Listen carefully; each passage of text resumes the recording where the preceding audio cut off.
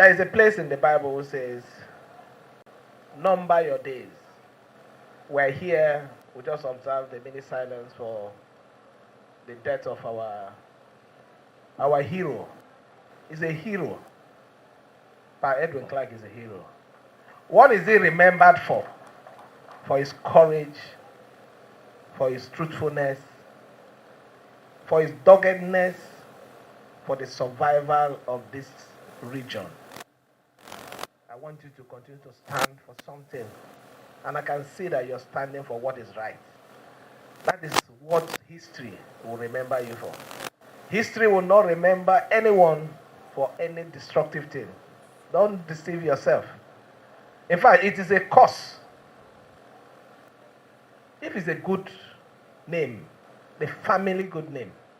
In fact, even if the family doesn't have anything, you are the one that will say, but you told me there is so person.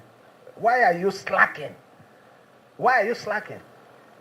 So money, material things can never be equated to good name.